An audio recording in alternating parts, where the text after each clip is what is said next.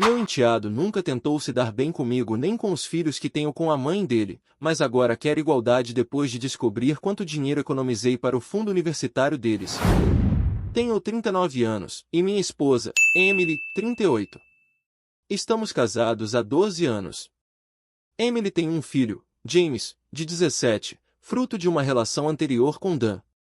Ela terminou com Dan depois de pegá-lo traindo-a com uma colega de trabalho. A guarda de James sempre foi dividida 50-50. Conheci Emily cerca de um ano depois da separação. Um ano mais tarde, Dan se casou com a amante, e pouco depois Emily e eu também nos casamos. James nunca chegou a criar um vínculo comigo. Admito que, no início, tentei demais agradá-lo, mas depois desacelerei quando percebi que estava forçando a barra e que isso só piorava as coisas. Com o tempo, construímos uma espécie de convivência tensa, se é que isso faz sentido. Emily e eu temos 3 filhos, uma menina de 10 anos, um menino de 7 e outro de 4. James também não se dá bem com eles. Ele se dá bem com os filhos de Dan, mas não gosta de passar tempo com os nossos. Não chega a ser cruel, mas praticamente os ignora. Os 2 mais velhos já aprenderam a evitá-lo quando ele está em casa. Emily e eu temos bons empregos, e desde o começo, decidimos que eu contribuiria com 80% do fundo universitário dos nossos 3 filhos, enquanto Emily contribuiria com 20%. Em compensação, ela colocaria 100% do dinheiro no fundo universitário de James. Não sabíamos se Dan estava fazendo algo parecido, mas achamos que assim James teria pelo menos algum dinheiro guardado. Recentemente, Emily sentou-se com ele para conversar sobre o fundo universitário. Ele parecia contente com o valor que iria receber. No fim de semana, foi para a casa de Dan e, quando voltou, perguntou a Emily sobre o fundo dos nossos filhos. Ao descobrir que o valor era bem maior que o dele, ficou irritado. Quando questionou a diferença, Emily explicou como tínhamos dividido as contribuições. Ele ficou furioso ao saber que eu não havia colocado nada no fundo dele. Disse que eu tinha fingido ser parte da família esse tempo todo, que nunca me importei e que eu era um idiota sem coração. Emily sugeriu que poderíamos tirar um pouco do fundo do nosso filho mais novo para dar a James, e que ela reporia com o tempo. Mas deixou claro que a decisão era minha e que aceitaria o que eu decidisse, sem pressão. Francamente, eu não quero fazer isso. James idolatra o pai dele, mesmo depois de saber que ele traiu a mãe. Eu consigo lidar com o jeito grosseiro dele comigo, mas nunca entendi a atitude que tem com os nossos filhos. Chegamos até a tentar terapia familiar, mas ele se recusou, dizendo que eu não era parte da família. Agora que precisa de dinheiro, de repente, sou família. Pode ser que eu esteja sendo rancoroso, mas não quero dar esse dinheiro. Sou o vilão por isso? Edição, acho que preciso esclarecer algumas coisas. Eu não odeio o fato de James idolatrar o pai. O que me incomoda é ele culpar a mãe pelo fim do casamento. Quando ele tinha 13 anos, ouviu de um primo mais velho, do lado do Dan, o que o pai tinha feito, o motivo pelo qual Emily terminou com ele. Quando ele confrontou a mãe, ela contou a verdade. Tentamos terapia naquela época, mas não deu certo, vou explicar por quê. No ano passado, ele disse à mãe que acreditava que a culpa pela separação era dela, que ela deveria ter superado o que aconteceu e continuado com Dan. Emily, claro, ficou em choque. Ela perguntou, e se fosse o contrário? Se eu tivesse traído Dan e ele me deixasse, você culparia o Dan pelo fim da família? James respondeu que não, que nesse caso a culpa seria dela, e se recusou a continuar o assunto. Não foi uma briga nem um comentário dito no calor do momento. Ele falou isso casualmente, durante um jantar. Tivemos que tirar as crianças da mesa. Quando Emily e eu começamos a ficar sérios, ela quis levá-lo a um terapeuta infantil para ajudá-lo a lidar melhor com as mudanças. Mas, como a guarda era 50-50, precisávamos da autorização de Dan, e ele se recusou. Quando íamos nos casar, tentamos de novo. Dan disse que ele já havia se casado antes de nós, que James estava bem e que não precisava de terapia, que estávamos exagerando. Tentamos outra vez quando Emily estava grávida da nossa filha, e mais recentemente, depois do episódio do ano passado. Dessa vez pedimos diretamente a ele, James, Pensamos que, se aceitasse fazer terapia familiar, poderíamos conversar com o advogado e contornar o acordo de custódia, já que ele quase era adulto. Mas ele recusou dizendo, novamente, que eu não era parte da família.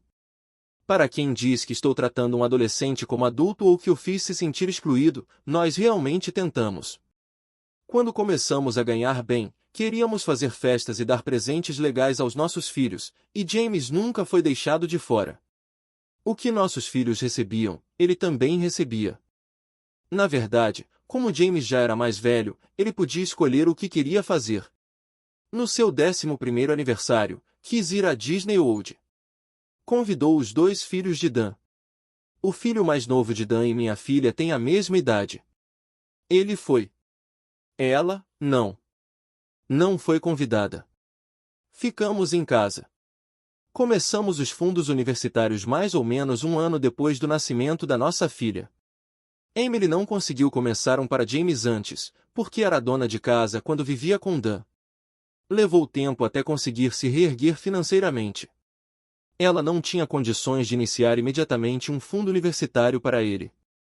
Muitos de vocês apontaram algo verdadeiro, James está com menos dinheiro guardado para a faculdade. Emily vai corrigir isso e compensar a diferença para que, quando ele começar a universidade, esteja mais equilibrado. Ainda assim, o fundo dele não será tão grande quanto o dos outros 3. Decidimos nos sentar e conversar com ele neste fim de semana, principalmente para explicar que James tem 2 pais que podem contribuir para o fundo dele e ajudar a compensar os anos em que ninguém o fez. Mas, sinceramente, duvido que isso aconteça. Dan nunca foi bom em manter uma renda estável, e a esposa dele é dona de casa. Eles não estão em situação de miséria, mas posso apostar com segurança que Dan provavelmente não guardou nada para o fundo universitário de nenhum dos filhos. Quanto a por que não insistimos em procurar ajuda profissional para James, e se a culpa é nossa, já que éramos os adultos, aqui está um motivo. Quando Emily e eu começamos a nos envolver mais seriamente, ela quis levar James a um terapeuta infantil para ajudá-lo a lidar melhor com as mudanças à sua volta. Mas, como Emily e Dan compartilhavam a guarda 50-50, se um dos 2 se recusasse, não podíamos prosseguir. Como era de se esperar, Dan se recusou. E não foi James quem se negou, ele ainda era pequeno, não tinha idade para dar consentimento. Quando estávamos prestes a nos casar, tentamos de novo. Dan, que havia se casado com a amante poucos meses antes, voltou a negar, dizendo que James estava bem com o novo casamento dele, portanto, não haveria razão para ele não ficar bem com o nosso. Além disso, insinuou que levá-lo a um terapeuta faria James pensar que havia algo errado com ele, quando estava perfeitamente bem e que nós estávamos exagerando. Quando James descobriu que o pai havia traído a mãe e que esse foi o motivo do fim do casamento, Dan afirmou que nossa tentativa de levá-lo à terapia era uma forma de lavar o cérebro do menino, de colocar ideias na cabeça dele sobre o quão terrível o pai era. Então, mais uma vez, se recusou. Quando Emily estava grávida da nossa filha, pedimos terapia de novo. E, de novo, foi negada. A justificativa? Dan dizia que James se dava bem com o filho dele, do novo casamento, então não havia necessidade. Falamos com nosso advogado para saber se podíamos recorrer à justiça, argumentando que a recusa de Dan em permitir a terapia estava prejudicando nossa relação com James. O advogado nos explicou que, tecnicamente, Dan estava dentro da lei. James não demonstrava o mesmo distanciamento com a família do pai que demonstrava conosco, e isso poderia até fazer o juiz inclinar a guarda a favor de Dan. Quando James acusou Emily de ser a responsável pela separação dos pais, oferecemos terapia novamente. Como ele já tinha 17 anos, pedimos diretamente a ele, na esperança de que, se aceitasse, poderíamos contornar a necessidade de autorização de Dan. Mas James se recusou mais uma vez, dizendo que eu não era da família dele, portanto, a terapia familiar não era necessária. Nunca senti rancor de James desde o dia em que o conheci. E nem é o caso agora. A verdade é que eu só estou cansado de toda essa situação. Atualização 1. Foi um fim de semana revelador. Antes de tudo, quero agradecer a todos que comentaram, até mesmo aos mais agressivos. Eu já sabia no que estava me metendo ao postar no Reddit. Antes de contar a atualização, quero esclarecer algumas coisas, porque a falta de detalhes levou muita gente a tirar conclusões completamente erradas. Quando disse que exagerei um pouco com James quando o conheci, alguns imaginaram que eu agarrei o menino pelo pescoço e gritei: "Me chame de pai". Não, nada disso. Eu estava nervoso e agi como um idiota, usei uma voz infantil exagerada, tentando ser divertido, porque eu quase não tinha experiência com crianças pequenas. Emily depois disse que eu parecia um palhaço de circo depois de 2 latas de Red Bull. Constrangedor? Sim. Malicioso? De forma alguma. Muitos perguntaram sobre a terapia, então fiz uma linha do tempo detalhada de tudo o que aconteceu na minha postagem anterior, não vou repetir aqui. Outros chamaram minha esposa de idiota por contar a James os valores dos fundos universitários. Mostrei a ela o post. Emily explicou que James voltou da casa de Dan com várias perguntas sobre quando o fundo havia sido iniciado, quanto havia, e assim por diante. Ela disse algo como: "Então, o meu é X e o deles é Y, com o dele sendo maior que o meu, certo?" E, sem pensar, Emily respondeu: "Não, o seu é A e o deles é B." Uma correção boba, sem intenção, mas que acabou gerando toda a confusão que contei antes. Não foi um plano maquiavélico para me forçar a colocar mais dinheiro, apenas um comentário impensado. Dito isso, ontem nos sentamos, Emily, James e eu, para conversar. James não queria falar comigo, mas deixei claro, se ele esperava que eu considerasse contribuir com o fundo universitário dele, então eu precisava de respostas. A conversa foi longa e intensa, e muitas revelações vieram à tona. Vou resumir o que finalmente descobrimos através de James. Mesmo antes de Emily e Dan terminarem, eles nunca chegaram a se casar oficialmente. Dan já levava James, de vez em quando, para a casa da amante. Ou seja, James conhecia a mulher desde antes da separação. Depois que terminaram, Dan se mudou imediatamente para a casa dela. Emily, que era dona de casa até então, lutou muito para se reerguer financeiramente. Naturalmente, a vida com Emily e James era mais caótica do que na casa de Dan e da amante. Emily nunca contou a James que o motivo da separação foi a traição. Não fazia sentido dizer isso a uma criança pequena. Mas, ao que parece, no início Dan dizia a James que Emily voltaria para ele eventualmente. Acho que ele ainda tinha esperanças de reatar, e foi aí que eu entrei na história.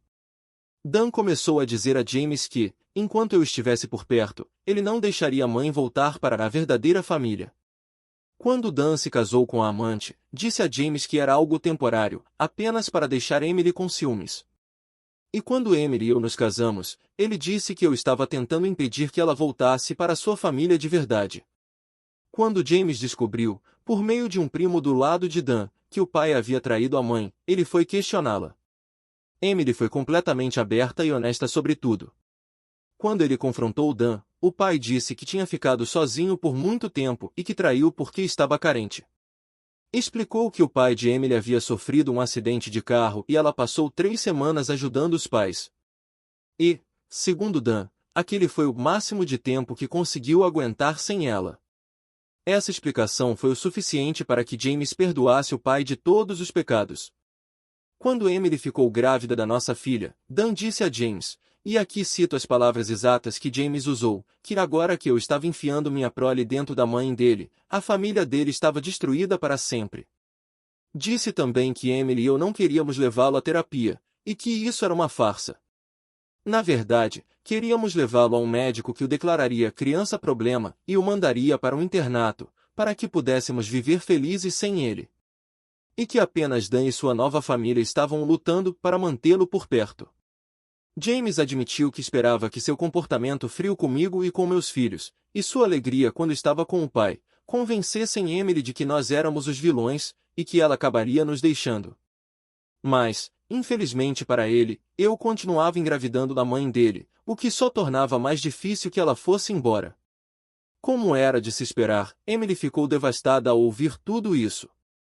Para ser sincero, eu mesmo demorei a processar. Perguntei a James se Dan havia guardado algum dinheiro para o fundo universitário dele ou dos outros filhos. James contou que os pais da amante de Dan criaram um fundo fiduciário para os filhos deles, mas que ele não foi incluído, afinal, ele não é neto deles. Dan, por sua vez, não economizou um centavo para ninguém. Perguntei a James por que, de repente, ele achava que eu deveria contribuir para o fundo dele, se sempre rejeitou qualquer tentativa de sermos uma família. Ele disse que, na verdade, estava satisfeito com o valor que Emily mencionou no início, mas Dan o convenceu de que estávamos o subestimando, e foi por isso que ele voltou exigindo mais. Perguntei: se eu pagar esse dinheiro, isso nos tornaria uma família? Mesmo que você não consiga me aceitar como padrasto, poderíamos ao menos ser amigos? Poderia tentar ser um pouco mais gentil com meus filhos quando estiver por aqui. James respondeu, sem rodeios, que não. Disse que, depois de todos esses anos, sabe que nem eu nem meus filhos somos os monstros que o pai dele descrevia, mas que ainda sente que eu sou o motivo pelo qual os pais dele nunca puderam voltar a ficar juntos, e, por isso, sempre me odiará. E como meus filhos são, bem, meus filhos, ele também nunca vai gostar deles. Agora que entende que Emily não vai deixar a nossa família, James disse que seu plano é cortar completamente o contato conosco quando for para a universidade. Pretende retomar o contato com a mãe apenas quando sentir que está pronto para perdoá-la por ter destruído a família dele, mas, neste momento, não consegue fazer isso. Emily e eu tivemos uma conversa longa e sincera depois disso. Decidi que não vou contribuir com o fundo universitário de James. Emily continuará fazendo as contribuições que já vinha fazendo e entregará o dinheiro a ele quando completar 18 anos. Não vamos mais insistir na terapia familiar. Nem tentar mudar a ideia de James sobre cortar contato conosco quando for para a faculdade. Já fizemos tudo o que podíamos. Agora é hora de parar. Se James for feliz com a família de Dan, ficaremos felizes por ele. Vai ser difícil para Emily, mas até ela reconheceu que, depois de tudo que James revelou, é quase impossível conciliar a imagem do menininho que ela criou com o adolescente cínico em que ele se tornou. Nós dois já fizemos terapia individual e de casal antes, principalmente por causa do estresse e da ansiedade que o comportamento de James costumava causar em nossa família. Estamos considerando voltar à terapia. Com sorte, o tempo e a ajuda certa nos permitirão seguir em frente. Edição final. Por que nunca tivemos essa conversa antes? Sempre soubemos que Dan estava manipulando algo. Quando tentávamos conversar sobre isso com James, ele fazia birra, se fechava ou simplesmente ficava parado, calado, sem dizer uma palavra. E, como já mencionei, as tentativas de terapia foram repetidamente negadas. Ele só aceitou essa conversa agora por causa do dinheiro que receberá da mãe, e apenas tolerou a minha presença porque havia chance de eu contribuir com o fundo. Não faz sentido processar Dan por alienação parental. Não temos provas, seria apenas nossa palavra contra a dele, repetindo o que James nos contou. Nunca gravamos a conversa, e James não é uma testemunha confiável. Ele poderia facilmente mentir para proteger o pai. Atualização 2. Tenho recebido tantas mensagens e comentários que não consegui responder a todos. Emily e eu estamos profundamente agradecidos por todas as palavras gentis que recebemos, e até as mais duras serviram para nos fazer refletir. Muitos perguntaram como não percebemos que Dan estava lavando o cérebro de James contra nós. A verdade é que nós sabíamos que havia um certo nível de alienação parental, por isso sempre insistimos na terapia, mas não tínhamos noção da gravidade. Como mencionei antes, sempre que tentávamos conversar com James, ele fazia birra, ficava em silêncio ou simplesmente se fechava completamente. E, como a terapia foi negada várias vezes, realmente não havia muito que pudéssemos fazer. O fato de Dan ter enchido tanto a cabeça de James com esse nível de veneno, isso, sim, nós não sabíamos. No ano passado, quando James disse que Emily era culpada pela separação da família dele, foi a primeira vez que percebemos o quão contaminada estava a visão que ele tinha de nós. Quanto a processar Dan por alienação parental, a essa altura, não faz diferença. James fará 18 anos no início do ano que vem, e não temos provas concretas de nada. Não gravamos a conversa que tivemos com ele, e James não é um testemunho confiável, poderia mentir para proteger o pai. Agora, sobre os acontecimentos mais recentes. Depois de tudo que James disse, Emily ficou muito abalada e devastada. Muitos de vocês comentaram que ela deveria ter contado a James a verdade, que Dan era o problema e não nós, ou que deveria ter se defendido melhor. Mas a realidade é que ela não conseguiu. A vida real não é como nos filmes, onde os personagens sempre têm uma resposta perfeita na ponta da língua. Quando seu próprio filho despeja esse nível de ódio sobre você, é quase impossível reagir com calma e lucidez. Dito isso, tivemos tempo para pensar e refletir sobre muitos dos conselhos que recebemos aqui. Emily decidiu que, embora continue contribuindo para o fundo universitário de James até ele completar 18 anos, não entregará o dinheiro diretamente a ele. Seguindo o conselho de várias pessoas, ela fará os pagamentos diretamente para a instituição onde ele for aceito. Se James decidir não cursar a universidade, o dinheiro ficará retido, e só será entregue quando ele completar 25 anos. Caso aconteça algo com Emily antes disso, nosso advogado já está encarregado de garantir que James receba o dinheiro na data certa. Tudo isso é para evitar que James, ou Dan, possam me acusar de ter interferido no dinheiro dele. Desde nossa última conversa, James não voltou para casa. Passou alguns dias na casa de um amigo e depois foi morar novamente com o pai. Emily pediu que ele viesse no sábado para conversar. Ela se sentou com ele e disse que, já que ele estava decidido a cortar laços conosco, não fazia sentido continuar andando em círculos e evitando o assunto. Disse que estava ferida e decepcionada com o comportamento dele. Que era inaceitável ele culpar a própria mãe pela separação dos pais. Emily disse que, se ele acredita que trair é algo aceitável, e que ela deveria ter voltado com Dan mesmo depois da traição, então ela simplesmente não pode concordar com isso. Estou resumindo o que ela disse, não são palavras exatas. Ela também deixou claro que eu não farei nenhuma contribuição ao fundo universitário dele. Se ele não me considera parte da família, então eu não tenho nenhuma obrigação de ajudá-lo financeiramente. E se acha que o fundo é insuficiente, que peça a Dan para cobrir a diferença. Além disso, Emily explicou que James não terá acesso direto ao dinheiro, os pagamentos do fundo serão feitos diretamente à universidade. E, se ele não for estudar, o valor ficará guardado até os 25 anos. Por fim, Emily disse que, de agora em diante, se ele não quiser vir à nossa casa, não precisa. Conversamos com nosso advogado, e embora ela não vá abrir mão formalmente da guarda, também não vai mais forçá-lo a cumprir o acordo de convivência. James ouviu tudo em silêncio. Não saiu do quarto naquela noite. No domingo, voltou para a casa de Dan. Desde então, não tivemos mais notícias dele. Atualização 3. Tenho recebido muitas mensagens pedindo uma nova atualização, então aqui vai, mas esta será a última. Durante cerca de 2 semanas depois da última conversa entre Emily e James, houve silêncio total. Ele ficou com Dan, e Emily não insistiu para que viesse à nossa casa conforme o acordo de custódia. Então, de repente, James ligou para Emily dizendo que havia sido aceito em uma universidade e que precisava de todo o dinheiro do fundo universitário para garantir a vaga. Já faz um bom tempo desde que Emily e eu nos formamos, mas sabemos o suficiente para entender que as coisas não funcionam assim.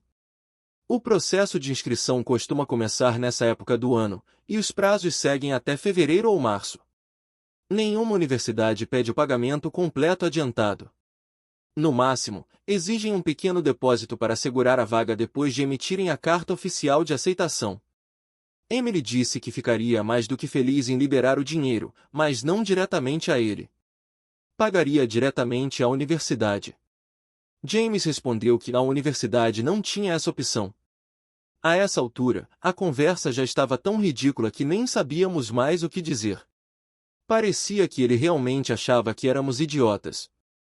Ele não disse o nome da universidade, não mostrou carta de aceitação, nada, apenas queria o dinheiro.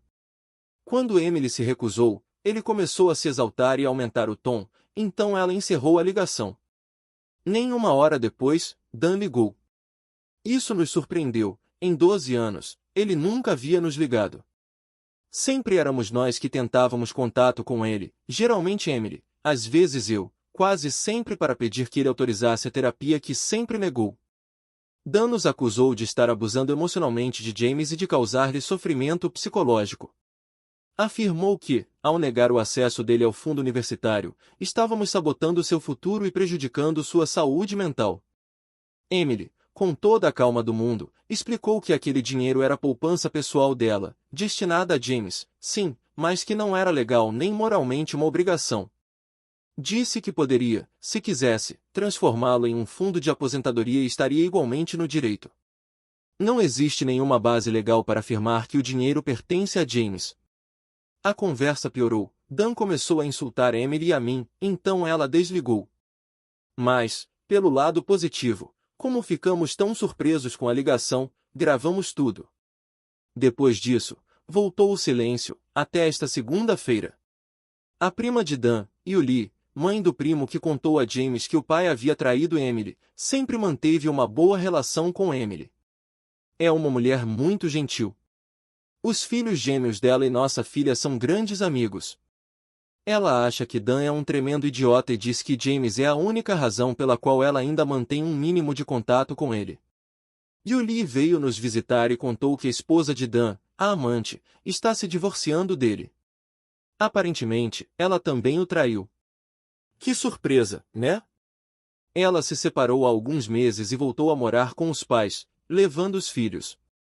Enquanto isso, os pais de Dan estão pedindo dinheiro à família para financiar um novo negócio, entre muitas aspas, mas, como era de se esperar, ninguém quis investir um centavo. Agora acreditamos que aquela exigência repentina do fundo universitário de James estava ligada a isso, provavelmente Dan precisava de dinheiro e tentou usar o filho como intermediário. Desde então, Emily tentou ligar e mandar mensagens para James, mas ele não respondeu. Nenhum retorno. Mesmo que nossa situação ainda não esteja resolvida, esta será a última atualização. Emily e eu estamos profundamente gratos por todo o apoio genuíno, pela empatia e pelos conselhos atenciosos que recebemos. Infelizmente, também tivemos que lidar com comentários e mensagens particulares cruéis e maliciosos, de pessoas escondidas atrás do anonimato, dizendo as piores coisas possíveis sobre Emily e sobre mim. E continuam fazendo isso, mesmo sem receber resposta ou atenção. Não precisamos desse tipo de energia negativa nas nossas vidas agora. Seja o que for que venha a acontecer, enfrentaremos isso juntos, em privado, como uma família. Obrigado mais uma vez a todos que foram gentis e realmente quiseram ajudar. Edição final. Alguém comentou que nenhuma universidade exige o pagamento de 4 anos adiantado, nem mesmo de 1, e que as mensalidades normalmente começam a ser cobradas em julho. Essa informação foi extremamente útil, obrigado. Embora, dadas as circunstâncias atuais, eu duvide que James vá mesmo para a universidade ou escola técnica, é bom ter isso em mente. Pensamos que, se James decidir não estudar imediatamente após se formar e resolver trabalhar, talvez, quando fizer 25 anos, perceba que quer voltar a estudar, talvez depois de sentir o peso de um emprego sem futuro. Além disso, 25 é uma idade em que as pessoas começam a pensar com mais clareza, se estabilizar, comprar uma casa, construir algo próprio. Talvez sejamos meio antiquados, mas, honestamente, como Emily disse a Dan naquela ligação, o dinheiro é dela, e de forma alguma é algo que James tenha direito legal ou moral. Na prática, sim, James provavelmente vai receber o dinheiro algum dia. Mas se será aos 25, 35, 45 ou depois que Emily morrer, isso ainda não está decidido. Muitas pessoas comentaram que ele não deveria receber o dinheiro aos 25, e eu concordo. Sinto que Emily também está começando a enxergar que 25 talvez não seja o momento ideal, especialmente à medida que descobrimos mais e mais sobre o que Dan anda fazendo. Estamos cientes de que esse pode ser um cenário real no futuro. Conversamos sobre algumas opções. Emily tem certeza de uma coisa, não vai entregar o dinheiro diretamente. E, no momento, nem sabe se quer entregá-lo quando ele fizer 25.